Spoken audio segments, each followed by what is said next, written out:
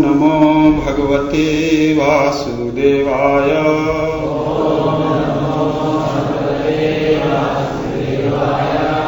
ओम नमो भगवते वासुदेवाय।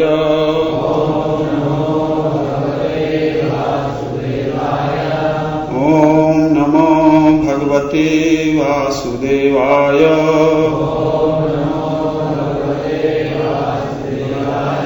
नारायणं नमस्कृत्यं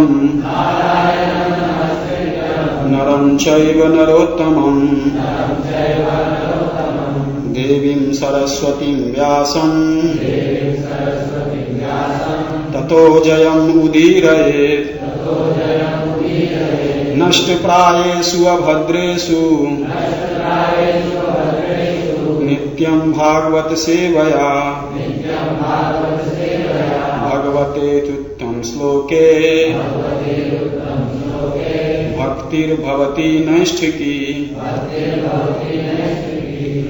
श्रीमद् भागवतम स्कंद 8 अध्याय 1 श्लोक संख्या 18। 17 और 18 17 में परपट नहीं है तो हम बाद में इसका अनुवाद पढ़ेंगे। तो 18 नंबर श्लोक बोर्ड पे लिखा हुआ है। तांस्तथा वसितान् वीक्ष्य यज्ञः सर्वगतो हरि यामहि परिवृतो देवैर् हत्वा शास्त्रिविष्टपम्। शब्दार्थ अनुवाद और तात्पर्य ऐसी भक्ति वेदांत स्वामी श्रील प्रभुपाद जी के द्वारा। श्रील प्रभुपाद की कृपया मेरे पीछे दोहराइए। तान असुरों तथा राक्षसों का तथा इस प्रकार अवसितान जो स्वयं भूप मनु को निगलने के लिए कृत संकल्प थे। वीक्ष्य देखकर, यज्ञ भगवान विष्णु जो यज्ञ कहलाते हैं, सर्वगतः हर एक के हृदय में स्थित, हरि ही भगवान, यामय याम नामक अपने पुत्रों के साथ,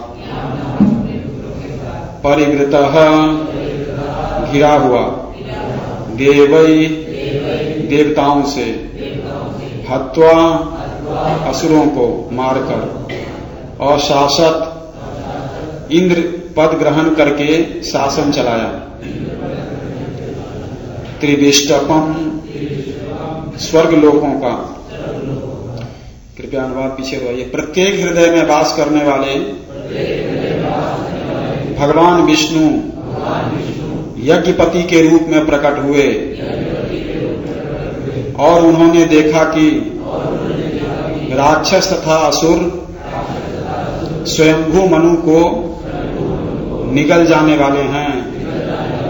इस प्रकार याम नामक अपने पुत्रों तथा अन्य सभी देवताओं को साथ लेकर भगवान ने उन असुरों तथा राक्षसों को मार डाला। तब उन्होंने इंद्र का पद ग्रहण किया और स्वर्ग लोक पर शासन करने लगे। तात्पर्य, देवताओं के विभिन्न नाम यथा ब्रह्मा, शिव, इंद्र इत्यादि व्यक्तिगत नाम नहीं हैं, वे विभिन्न पदों के नाम हैं। इस प्रसंग में हमें पता लगता है कि इन पदों को ग्रहण करने योग्य उपयुक्त व्यक्तियों के न होने पर भगवान विष्णु कभी ब्रह्मा बनते हैं तो कभी इंद्र। ये पिछले इसका अनुवाद है 17 नंबर का। सुखदेव गोस्वामी ने कहा, इस प्रकार स्वयंभू मनु उपनिषदों के मंत्रों की जय ध्वनि करते हुए समाधिस्थ हो गए। उन्हें देखकर राक्षसों तथा असुरगण ने अत्यंत भूखे होने के कारण उन्हें निगल जाना चाहा। अतएव वे उनके पीछे द्रुत गति से दौड़ने लगे। ओम अज्ञानतिमिरान्धस्य ज्ञानाञ्जनशलाकया चक्षुरुन्मीलितं येन तस्मै श्रीगुरवे नमः। श्रीचैतन्यमनोभीष्टं स्थापितं येन भूतले स्वयं रूपा कदा मह्यं ददाति स्वपदान्तिकं वन्देऽहं श्रीगुरुं श्रीयुतापदकमलं श्रीगुरुर्वैष्णवांश्च श्रीरूपं साग्रजातं शरणं रघुनाथान्वितं तं सजीवं साद्वैतं सावधूतं परिजनसहितं कृष्णचैतन्यदेवं श्रीराधा कृष्णपादान् सगणललिता श्रीविशाखान्वितांश्च हे कृष्ण करुणा सिन्धो दीनबन्धो जगत्पते गोपेश गोपिकान्त राधाकान्त नमोऽस्तुते तप्त काञ्चन गौराङ्गी राधे वृन्दावनेश्वरी वृषभानुसुते देवी प्रणमामि हरिप्रिये वाञ्छाकल्पतरुभ्यश्च कृपा सिन्धुभ्य एव च पतितानां पावनेभ्यो वैष्णवेभ्यो नमो नमः। जय श्री कृष्ण चैतन्य प्रभु नित्यानंद श्री अद्वैत गदाधर श्रीवासादि गौर भक्तवृंद। हरे कृष्णा कृष्ण कृष्ण हरे हरे, हरे राम राम राम हरे हरे।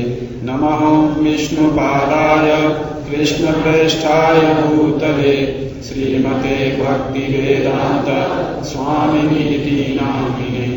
नमस्ते सारस्वते देवे गौरवाणी प्रचारिणे निर्विशेष शून्यवादी पाश्चात्य देशतारिणे।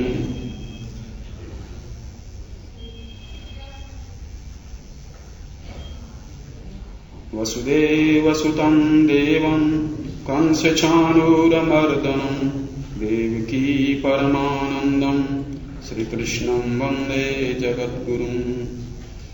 हरे कृष्णा। तो आप सबका स्वागत है आज मॉर्निंग भागवत कक्षा में, और मैं आप सबसे प्रार्थना करता हूं मुझे कृपा दीजिए कि मैं इस श्लोक के साथ कुछ चर्चा कर सकूं, विशेषकर सीनियर भक्तों से मैं प्रार्थना करता हूं कि मुझे शक्ति दे। तो ये जो प्रसंग चल रहा है, जो लोग प्रतिदिन आते हैं उन्हें तो मालूम ही होगा कि सुखदेव गोस्वामी और परीक्षित महाराज के बीच में ये वार्तालाप चल रही है। और परीक्षित महाराज ने जब उनसे बड़ी सारी वर्णन उनके सुना तो उन्होंने जो है कि पूछा कि जो दूसरे मनवंतर हैं और दूसरे जो मनु हैं उनके बारे में कुछ कथा बताइए। तो सुखदेव गोस्वामी ने जो है वो स्वयंभू मनु से शुरू करके इस कथा को बताना शुरू किया। तो उसमें से पहले ही मनु जो स्वयंभू मनु थे उनके बारे में वो कथा कर रहे हैं कि स्वयंभू मनु के शासन काल का और स्वयंभू मनु का। तो स्वयंभू मनु जैसे कि हम सब जानते हैं कि पहले व्यक्ति हैं इस सृष्टि के। जब सृष्टि होती है तो स्वयंभू मनु जो है सबसे पहले ब्रह्मा जी स्वयंभू मनु को प्रकट करते हैं, और इन्हीं मनु से मनुष्य शब्द आया है। और ये मनु संहिता जो कि स्वयंभू मनु ने कोड ऑफ कंडक्ट जो है वो जितने भी ह्यूमन बीइंग थे अर्थात मानव थे उनके लिए उन्होंने एक कोड ऑफ कंडक्ट जो है वो उसमें लिखा है मनु संहिता के रूप में, जो कि बहुत प्रसिद्ध ग्रंथ है मनु संहिता। तो वही स्वयंभू मनु है। उनके शासनकाल और उनके समय में क्या हुआ था तो उसका वर्णन अभी किया जा रहा है। और सुखदेव गोस्वामी जो है ये परीक्षित महाराज को ये कथा बता रहे हैं। तो इसमें जो है वो मनवंतर अवतार के बारे में चर्चा हो रही है। तो मनवंतर अवतार में ये जो अवतार थे जो यज्ञ के रूप में प्रकट हुए, तो यज्ञ पुरुष अर्थात भगवान विष्णु यज्ञ पुरुष हैं। उनकी मां का नाम आकुति और उनके पिता थे प्रजापति रुचि, कि जिससे जो है यज्ञ भगवान यज्ञ प्रकट हुए थे। और ये आकुति मनु महाराज की बेटी थी। हमें इसलिए भी जानना चाहिए कि ये पूरे यूनिवर्स की पहली फैमिली है। इससे पहले महाराज जी ने जो सृष्टि जो भगवान ब्रह्मा ने जो सृष्टि करी वो सारी सृष्टि जो है वो ज्यादातर जो है वो ब्रह्मचारियों की थी, या 4 कुमारों की, या नारद जी की, बहुत सारे ऐसे लोग थे। तो इसके बाद उन्होंने मरीचि और अगस्त और दक्ष और कई सारे जो है वो फैमिली वाले, मतलब प्रजापतियों को जो है उन्होंने प्रकट किया था।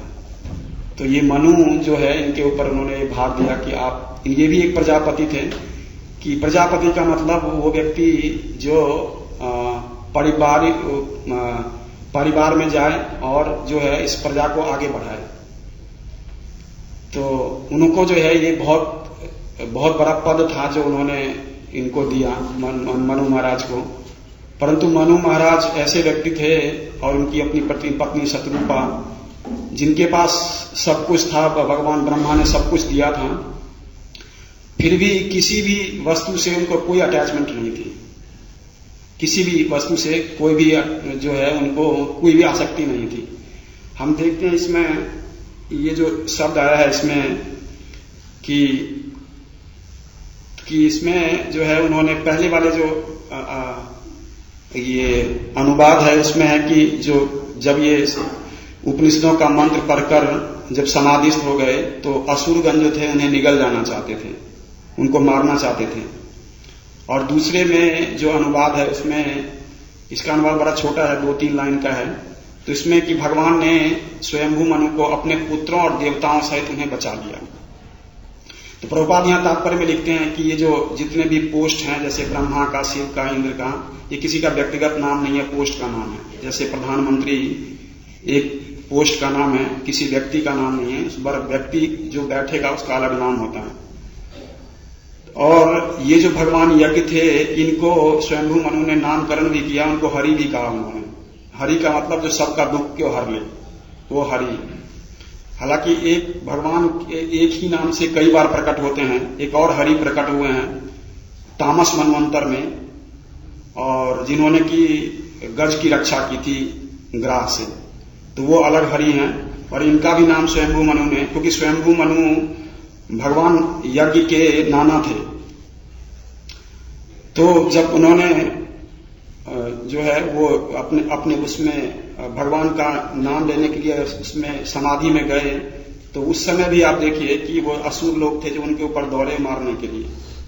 तो भगवान जो है वो अपने पुत्रों सहित, याम का यहाँ 2 अर्थ आया है जो कि 2 जगह पर प्रकट हुआ है। याम का मतलब होता है रात्रि का एक प्रहर, जो कि 8 याम से पूरा दिन बनता है। 3 घंटे का एक याम होता है जिसको प्रहर, इसी 5वें स्कंद में इसका वर्णन आया है पीछे, तो उसको भी याम बोलते हैं। तो उसके जो प्रिजाइडिंग डीटीज थे वो इनके पुत्र थे एक। और दूसरे जगह पर रूप गोस्वामी बात जो है वो लघु भागवतामृत में बताते हैं कि याम जो है एक उस समय के देवता थे, जिनको उस समय के देवताओं का नाम था, जो कि जैसे अभी वायुदेव और ये, तो पूरी देवताओं का नाम जो है याम था, जो कि भगवान हरि के पुत्र थे। तो इनके साथ जो है जो भगवान ने इनका साथ लेकर के उन सबको बचाया। तो कई बार ये आता है कि ये भगवान जो है वो इस समय जो मनवंतरों की कथा, क्योंकि जितने भी हम 6 तरह के अवतार देखते हैं भगवान के, उसमें मनवंतर अवतार की कम चर्चा होती है, या ज्यादातर जो है वो समझ में थोड़ा सा कम आता है कि मनवंतर अवतार का काम क्या है, क्या करते हैं मनवंतर अवतार। तो मनवंतर अवतार का जो प्रमुख उद्देश्य होता है वो सत्ता का हस्तांतरण करना। सत्ता का हस्तांतरण मतलब एक मनु का कार्यकाल जैसे बीतता है और दूसरे मनु का कार्यकाल शुरू होता है, तो उसको सुगम सहजता से सत्ता ट्रांसफर कर देना। तो जब ये मनवंतर में परिवर्तन होता है तो उस समय इंद्र भी बदले जाते हैं, देवता भी बदले जाते हैं, सप्तऋषि भी बदले जाते हैं। तो ये पूरी कैबिनेट चेंज होती है, आप समझिए एक तरह से, ये सब बदल करके दूसरे लोग आ जाते हैं।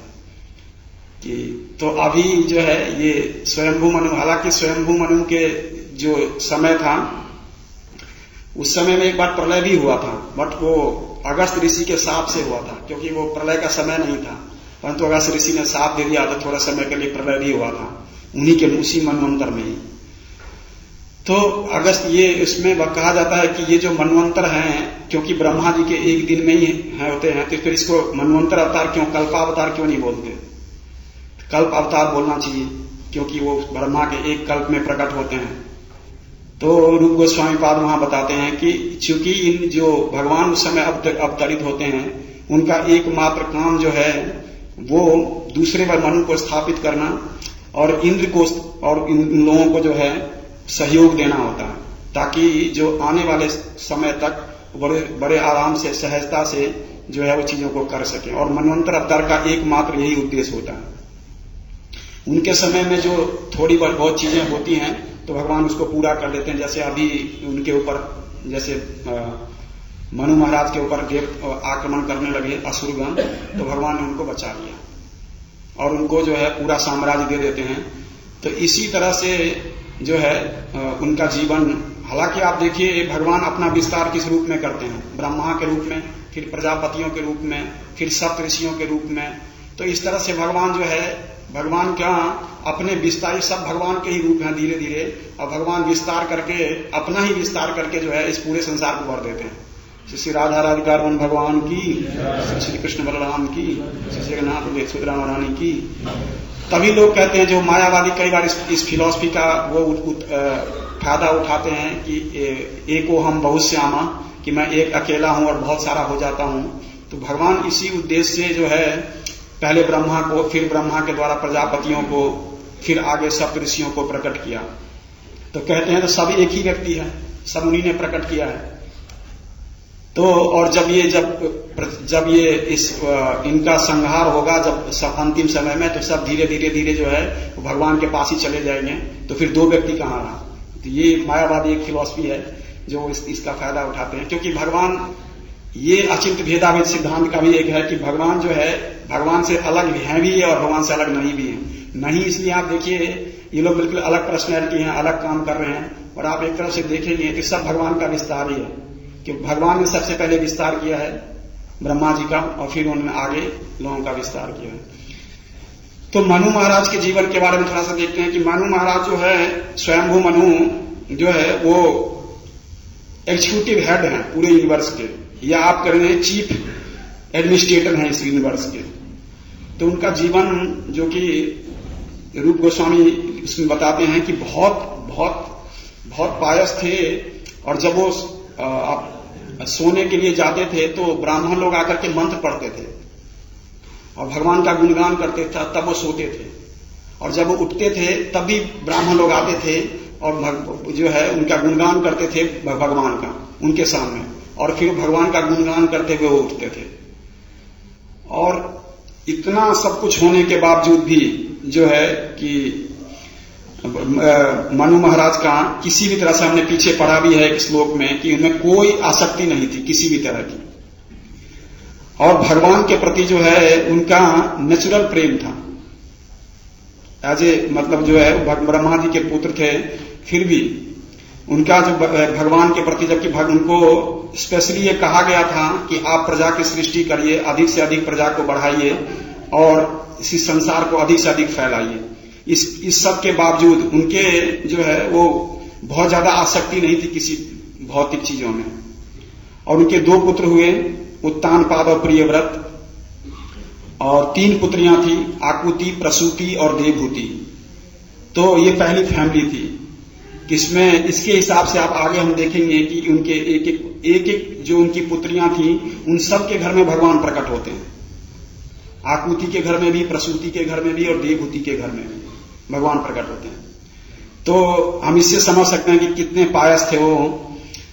और इनका जो जीवन था निश्चित रूप से आइडियल है सबके लिए, आदर्श जीवन है उनका, स्पेशली गृहस्थों के लिए, कि किस तरह से वो अपनी पत्नी के साथ रहते हुए उनकी किसी भी भौतिक चीजों में कोई भी आसक्ति नहीं थी, किसी भी तरह से आसक्ति नहीं थी।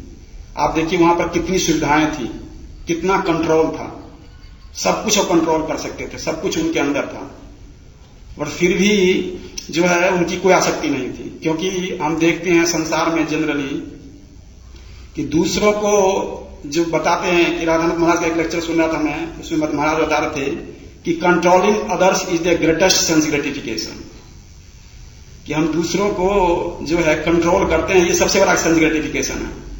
और ये जो स्वयंभू मनु के पास सहजता से उपलब्ध था। कि कितने सारे जो लोग थे उनके अंडर थे और कितने सारे बड़े बड़े लोग, कितने सारे कंट्रोलर उनके अंदर थे और उन सबको कंट्रोल कर सकते थे, और फिर भी उनके अंदर ये भाव नहीं था। तो क्यों है ऐसा कि जो इसमें सबसे बड़ा एसेंस ग्रेटिफिकेशन इसको क्यों कहा जाता है? क्योंकि ये जो पावर है इसमें कंट्रोल करने का, ये डायरेक्ट का पावर किसका है? सुप्रीम पर्सनैलिटी ऑफ गॉडहेड का, भगवान का है। तो वो पावर जब कोई भी व्यक्ति यूज करता है तो इसका मतलब जो है वो व्यक्ति वैसा होना चाहता है, ऐसा बनना चाहता है, इसका मतलब भगवान के पावर को यूज कर रहा है।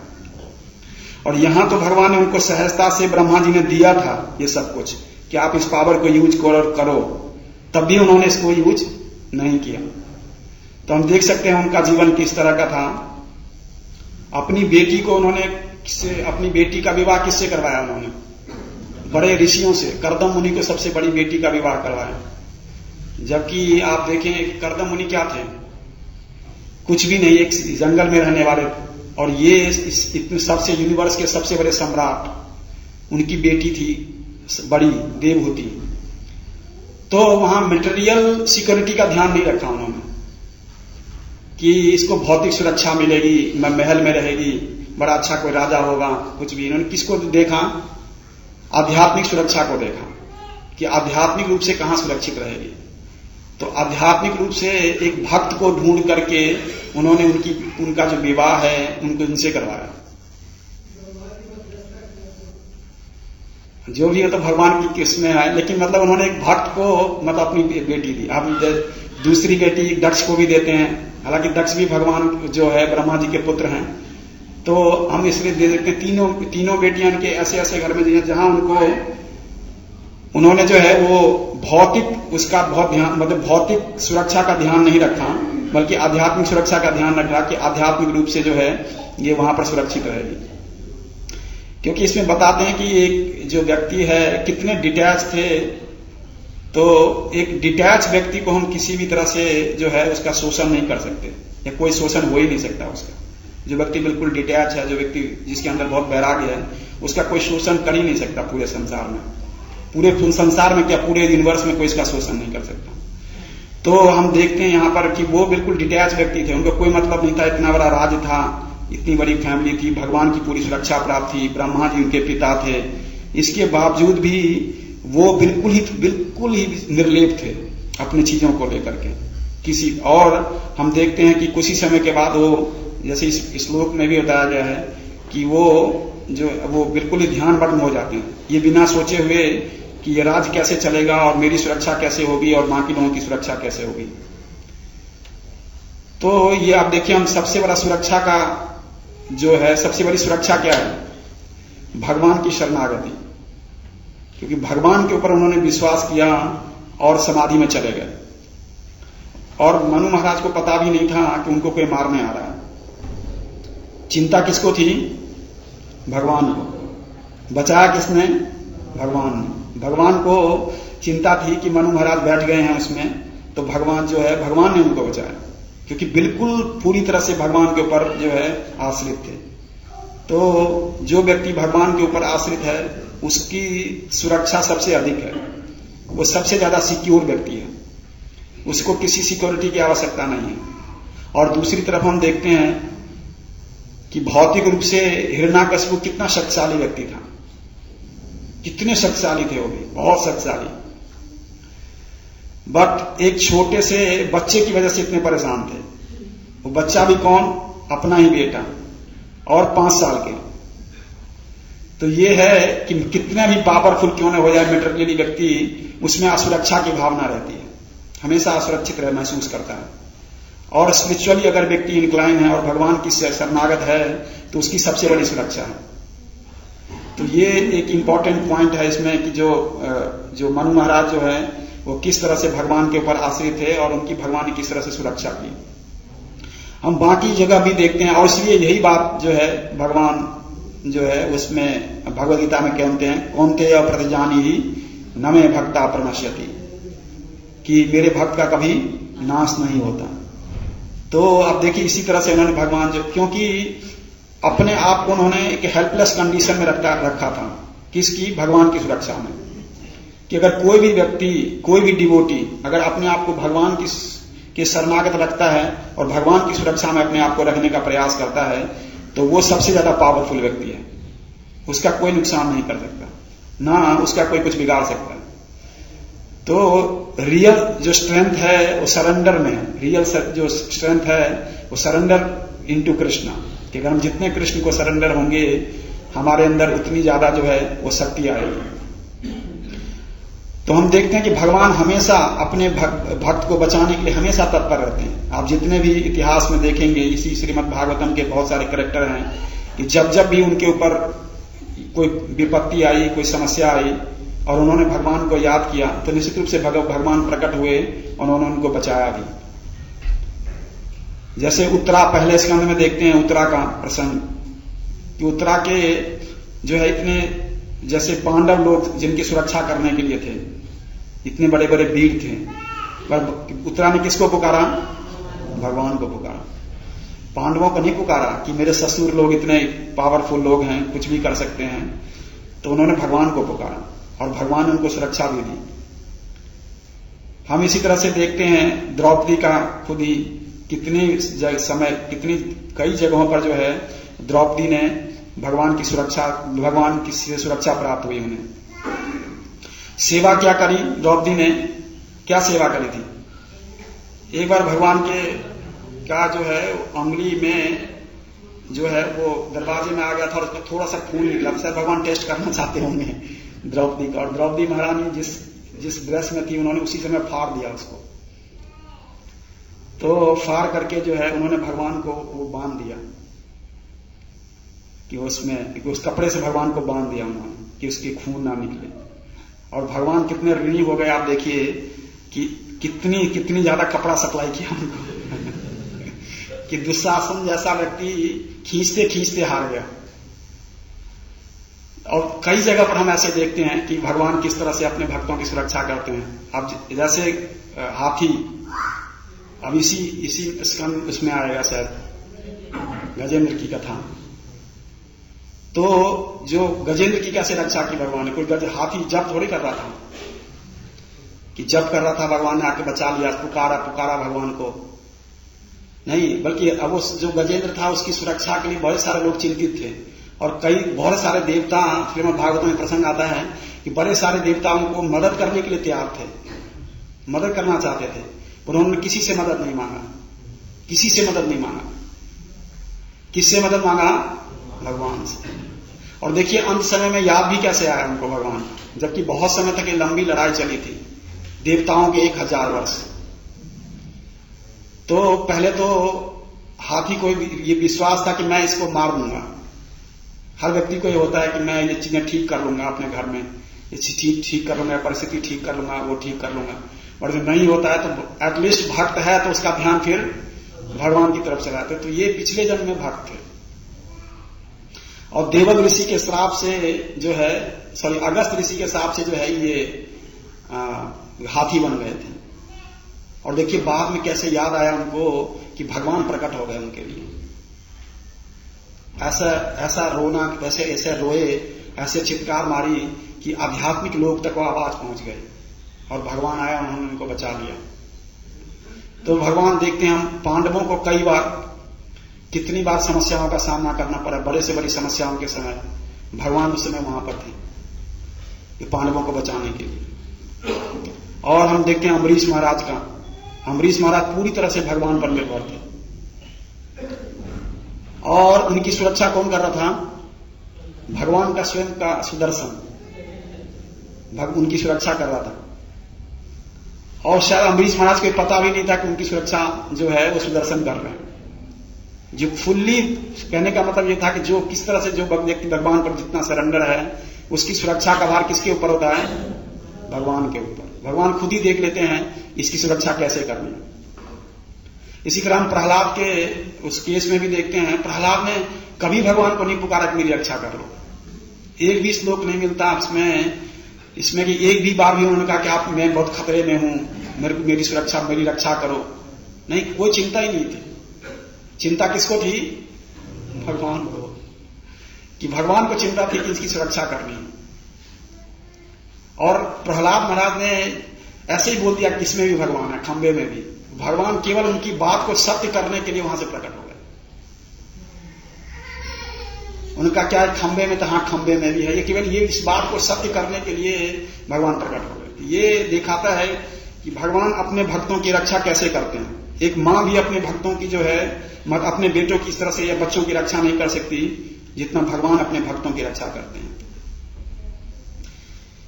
तो हम देखते हैं कि जिस मात्रा में हमारा भगवान के ऊपर फेथ होता है, उतनी मात्रा में हम अपने आप को सुरक्षित महसूस करेंगे। अगर हमारे भगवान के ऊपर फेथ नहीं है, अगर हमारे भगवान के ऊपर जो फेथ है वो बहुत कम है, जिस प्रोपोर्शन में है उसी प्रोपोर्शन में आपको ये फेथ होगा कि भगवान मेरी रक्षा करेंगे। जो शरणागति के जो 6 लक्षण हैं उसमें अनुकूल से संकल्प, प्रतिकूल से वर्जनम। तो जब तक अनुकूल भाव से भक्ति करने का, जो भक्ति के लिए जितनी भी चीजें फेवरेबल है उसको व्यक्ति नहीं करेगा, प्रतिकूल भाव को सिंसियरली रोकने का प्रयास नहीं करेगा या इसको नहीं रोकेगा इसको, तो निश्चित रूप से क्या है कि इस बात का विश्वास ही नहीं होगा कि भगवान मेरी रक्षा करेंगे। अनुकूल से संकल्प, प्रतिकूल से वर्जनम जब तक नहीं होगा तब तक इस बात का विश्वास नहीं होगा कि भगवान मेरी रक्षा करेंगे। रक्षिष्यति इति विश्वास हो, ये तभी प्रकट होगा जब ये पहले दोनों लक्षण प्रकट हो चुके होंगे कि जब व्यक्ति इन दोनों चीजों को ठीक से कर रहा होगा। तो हम देख इस तरह से जो है मनु महाराज किस तरह से अपने जो है उनको भगवान ने रक्षा करी। तो वहां पर एक आता है कि जो उनका ऐसा क्या था कि जो चीफ एडमिनिस्ट्रेटर और के होने के नाते जो है उनका 3 बताया है कि जो कोई व्यक्ति अगर एडमिनिस्ट्रेटर है उसके 3 काम जरूर होने चाहिए, शास्त्र में बताया गया है। एक तो एजुकेट करना भगवान के बारे में, जो आपके ऊपर आश्रित हैं, जो जिनके आप स्वामी बनते हो या जिनके आप कंट्रोलर हो, तो उनको भगवान के बारे में एजुकेट करना बहुत जरूरी है। तो मनु महाराज ये सब कुछ कर रहे थे कि भगवान के बारे में अपने एग्जाम्पल से भी और वैसे भी भगवान के बारे में जो है वो अपनी प्रजा को और दूसरे लोगों को एजुकेट करना, और उनका सारा एक्शन इसी तरह करना। दूसरा कि उनको कल्चर देना।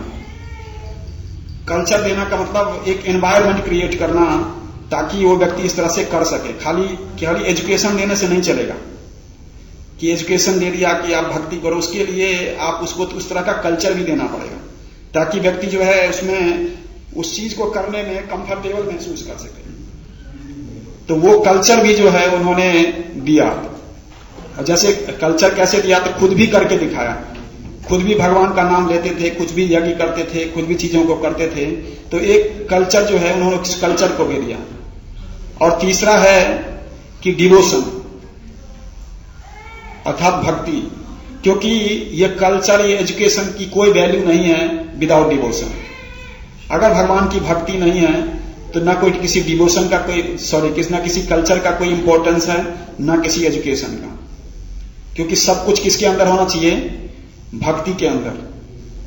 कि व्यक्ति में अगर भगवत भक्ति रहेगी और भगवत भक्ति का प्रचार होगा, भगवत भक्ति के बारे में बताया जाएगा, तो वो व्यक्ति एजुकेट भी होगा और उस व्यक्ति के अंदर कल्चर भी आएगा। तो ये बहुत है जो कि मनु महाराज ने अब सफलतापूर्वक इन चीजों को किया। तो ये बहुत इंपॉर्टेंट है किसी भी एडमिनिस्ट्रेशन के लिए और किसी के लिए भी। कि ये दूसरा इसमें सप्तऋषियों का वर्णन आता है कि सप्तऋषि जो है, जो मैं बता रहा था आपको, सप्तऋषि भी चेंज होते हैं। तो सप्तऋषि का मतलब क्या था उस समय, ऋषि का मतलब क्या होता है? जनरली हम लोग क्या समझते हैं ऋषि से? एक ऐसा भारी भरकम व्यक्ति जिसका दाढ़ी बड़ा बड़े बाल हो, जटा हो, दाढ़ी बड़ी हुई हो, है ना। तो लेकिन सप्तऋषि यहां पर जो है वो मनवंतर के समय में, मनवंतर अवतार में सप्तऋषि गवर्निंग बॉडी की तरह काम करता है। ये लोग एज ए गवर्निंग बॉडी काम करते हैं। गवर्निंग बॉडी का मतलब है कि ये लोग विजिट करते रहते हैं चारों तरफ, पूरे यूनिवर्स में हर जगह विजिट करते हैं और दूसरे लोगों को करेक्ट करते हैं, उनको ठीक ठीक रास्ता बताते हैं, धर्म के तत्व को बताते हैं कि इस तरह नहीं, इस तरह से करना चाहिए, धर्म के ये नियम इस समय प्रेवलेंट हैं, हमें इस तरह से चीजों को करना चाहिए। तो ये चीजें जो है वो घूम घूम करके हर जगह बताते हैं। तो आप कहोगे हमें तो मिले नहीं कभी सप्तऋषि में से, कोई मिला आपको? तो कह रहे ऐसा नहीं है कि केवल एक ही पृथ्वी लोक है, ये बहुत सारे इसी तरह से इस यूनिवर्स में बहुत सारे लोग हैं। क्योंकि हम अगर पायस हैं और हम पायस होंगे आप देखोगे दूसरे समय में जो त्रेता, सतयुग और द्वापर था, उसमें कई जो ऋषि हैं ऐसे प्रकट हो जाते थे आम लोगों के सामने प्रकट हो जाते थे कि उनसे पूछ लेते थे या कई चीजें बता देते थे उनको किसी चीज के बारे में, कभी इस तरह से चाहिए। बट अभी क्या है कि दूर दूर तक नहीं दिखते, तपस्या करने से भी कहीं से भी कोई दूर दूर तक, क्योंकि लोग बहुत जो है वो इम्पायस हो गए हैं। मतलब बहुत जो एक मिनिमम जो पवित्रता चाहिए व्यक्ति के अंदर, वो पवित्रता भी इस युग में जो है वो हम मेंटेन नहीं कर पाते। इसीलिए किसी ऋषि के दर्शन करना, किसी मुनि के दर्शन करना मुश्किल हो गया। तो प्रभुपाद इसका व्याख्या करते हैं कि rishi means deeply concern with the welfare of the universe. बहुत ज्यादा वो कंसर्न है दूसरे की मतलब पूरे समग्र सृष्टि की और संसार की चिंता के लिए, जो बहुत कल्याण के लिए जो बहुत अधिक चिंता करता है, वो एक्चुअल में ऋषि है। और फिर उस कंसर्न को, उस चिंता को कैसे एड्रेस करता है, उसको कैसे ठीक करता है, ये भी उसका एक जॉब है सप्त ऋषियों का, कि एक उनका भी ये भी जॉब होता है। तो प्रभुपाद के बारे में हम खुद भी देखते हैं कि प्रभुपाद एक कोई मिस्टर बोस थे, जिससे कन्वर्सेशन में आ रहा था कि उससे बोलते हैं प्रभुपाद कि मुझे पूरे जो है मुझे जितनी भी सब प्रॉब्लम है इस भौतिक जगत में, सारी मटेरियल प्रॉब्लम का सल्यूशन मिल गया है मुझे अपने गुरु महाराज की कृपा से, और मैं सबको देना चाहता हूं, मैं सबको बांटना चाहता हूं। तो आप देखो कि कितनी ये एक ऋषि के लक्षण है। ऋषि का एक्चुअल मतलब क्या है कि जो दूसरे के कल्याण के लिए चिंतित रहता है हमेशा, और ये भी प्रयास करता है कि इसमें वो कितना कर सकते। केवल चिंतित होना नहीं है, कुछ कंट्रीब्यूट करना है, हम जितना कर सकते हैं। तो वो प्रभुपाद देखिए बहुत चिंतित थे कि उनको लगता था कि मैंने सारे सोल्यूशन ढूंढ लिए इस मटेरियल प्रॉब्लम के, अब केवल करना क्या है, इसको बांटना है। तो हमारे पास भी ये अभी एक मौका है ये इस चीज को बांटने का, उस ज्ञान को बांटने का और इस ज्ञान को वितरित करने का। अगर हम सच में इस बात के लिए कंसर्न हैं कि हम दूसरों के का भला करें, दूसरों के तक चीजें पढ़े, तो कम से कम हम जो इस ज्ञान को, या जो बुक्स या जो चीजें इस ज्ञान को कंटेन करता है, उसको कम से कम दूसरों को दें,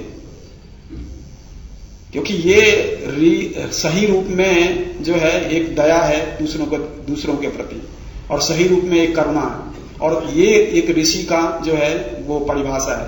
तो ऋषि का मतलब दूसरों की समस्याओं को एड्रेस करता है।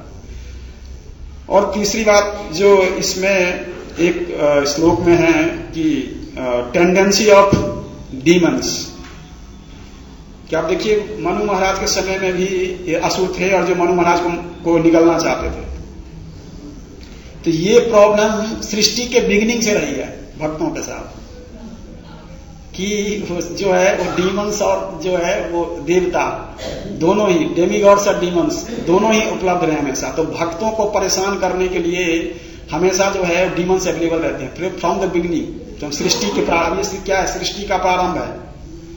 अब देखिए यहाँ आप कहोगे हमें वो भी नहीं दिखते, डीमंस भी नहीं दिखते। वो डीमंस के छोटे छोटे चीजें हमारे अंदर ही हैं, वो दिखने की जरूरत नहीं है, हम उसी से परेशान रहते हैं बहुत ज्यादा, वही हमें भक्ति नहीं करने देते। तो उसकी वजह से क्या है कि हमें वो बड़े वाले डीमंस को आने की आवश्यकता नहीं है। हमारे छोटे छोटे जो है हमारे अंदर बैठे हुए हैं, इन्हीं से जो है हम बहुत परेशान रहते हैं, हमारी भक्ति आगे नहीं बढ़ पाती है।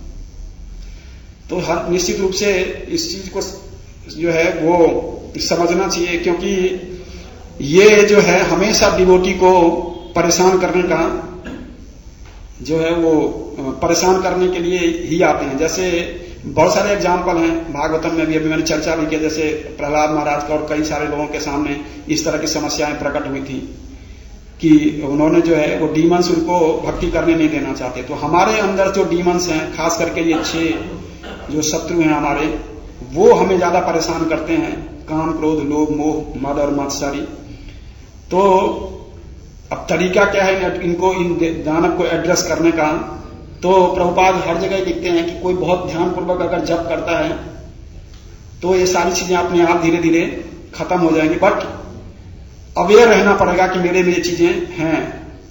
गलती करना कोई बड़ी बात नहीं है, बस गलती को दोबारा रिपीट मत करिए। अगर गलती हमने कर ली कोई समस्या नहीं है, गलती हो गई या कर ली, परंतु वो गलती रिपीट नहीं होनी चाहिए किसी भी तरह से। देन ये हमारे लिए एक बहुत बड़ा एक तो सबक भी होगा कि हमने उससे कुछ सीखा, और आगे के लिए हम हमेशा से सावधान रहेंगे। अभी जो प्रभु जी आए थे, गोपाल हरि प्रभु, तो लेक्चर दे रहे थे, तो मैंने पूछा कि अब जो ऊपर आप कह रहे थे कि जो वहां पर जाता है, मतलब ये मैंने पूछा था कि जो भगवान कह रहे हैं कि जो मेरे धाम में एक बार जाता है वहां से वापस नहीं आता, और आप कह रहे थे कि व्यक्ति आ सकता है, मतलब स्वतंत्र इच्छा है उसकी, वो आ सकता है, यहां से इच्छा है अपनी, वहां से यहां आ सकता है।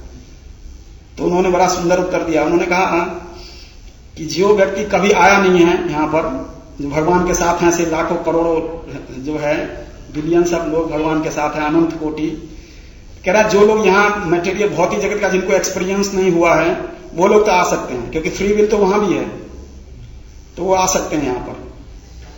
परंतु जो यहाँ एक बार भौतिक जगत से जो है एक बार घिर के, मतलब एक बार एक्सपीरियंस लेके चले गए, वो कभी नहीं आएंगे, क्योंकि उनको उनके सामने सारा हिस्ट्री होगा कि मैंने क्या क्या किया है, तो वो कभी नहीं, तभी कर रहे कि वो यदि गत्वा न निवर्तन थे, ये है मतलब कि एक बार दोबारा जाकर के फिर मैं वापस नहीं आऊंगा। बट पहले कहते थे कि जो शुरुआत में जो है वो भगवान के साथ ही थे सब, तो एक बार तो अलग हुए हैं, वो अपनी इच्छा से अलग हुए हैं कि चलो देख के आते हैं कैसा है कुछ भी। तो कह रहा कि अभी वहां लाखों करोड़ हैं ऐसे जिनका अगर मान लीजिए कभी इच्छा हो तो नंबर आ सकता है उनका, वो आ सकते हैं। बट कह रहा हम लोग अगर चले गए वहां पर तो फिर नहीं आएंगे, क्योंकि हमें इतना एक्सपीरियंस हो चुका होगा, इतनी सारी सब कुछ हो चुका है हमारे साथ, इतने ठोकरें लग चुकी हैं, इतनी मार पड़ चुकी है कि अब नहीं जाना। आपको पता है कि कोई बहुत गलत व्यक्ति, गलत रास्ता है, गलत जगह है, तो आपको लगा कि यहीं से चले, नहीं वहां से नहीं जाना। तो इस तरह से कह रहे हैं कि हमें पूरी चीजें हमारे सामने होगी, पूरी पिक्चर हमारे सामने होगी, तो हम कभी वापस नहीं आएंगे। तो यही है कि जो है कि हमारे लिए भी एक सीख है इसमें कि इसमें हमारे जो शत्रु हैं इन चीजों को इसमें अवेयर रहेंगे और पहचानेंगे, तो हम धीरे धीरे इन चीजों से निश्चित रूप से मुक्त हो जाएंगे। एक और चौथा पॉइंट था इसमें जो प्रभुपाद बता रहे हैं, इसमें परपट में भी है और अनुवाद में भी है, कि भगवान इंद्र का पद जो है उन्होंने स्वयं ले लिया।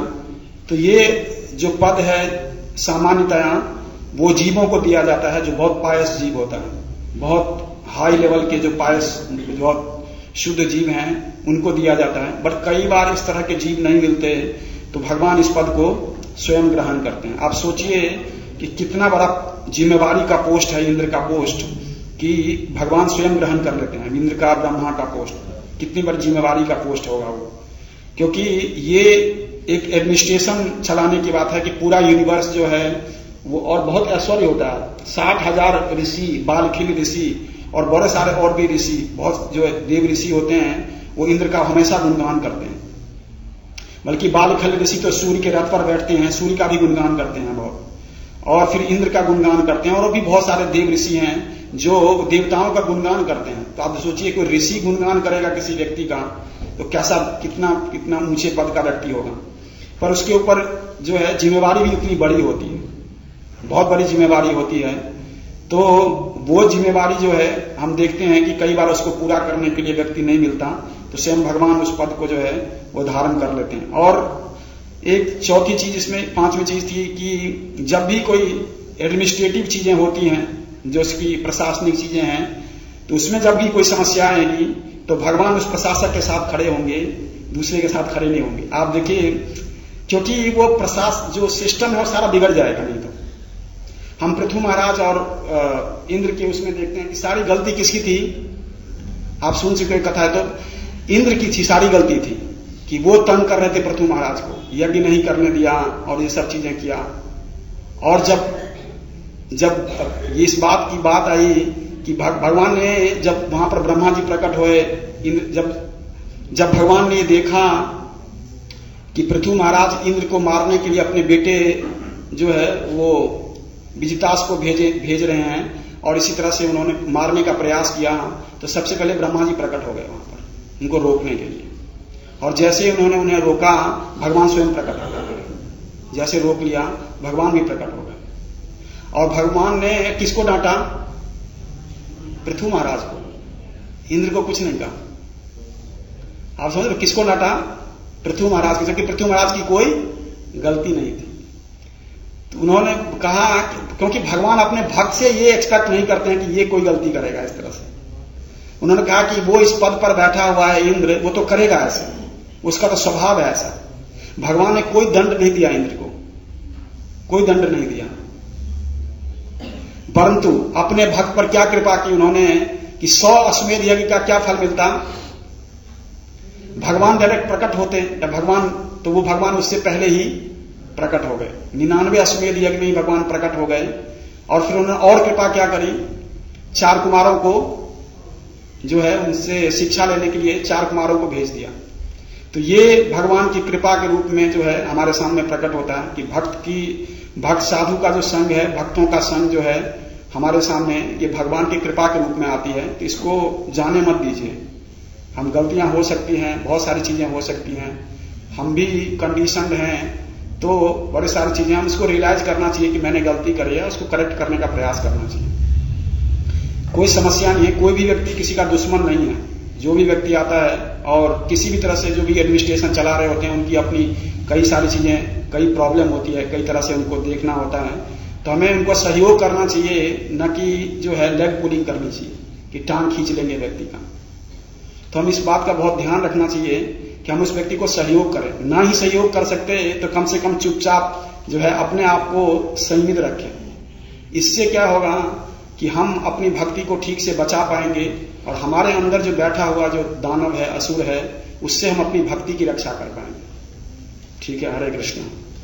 श्रील प्रभुपाद की, श्रीमद् भागवत महापुराण की। किसी की कोई टिप्पणी या प्रश्न?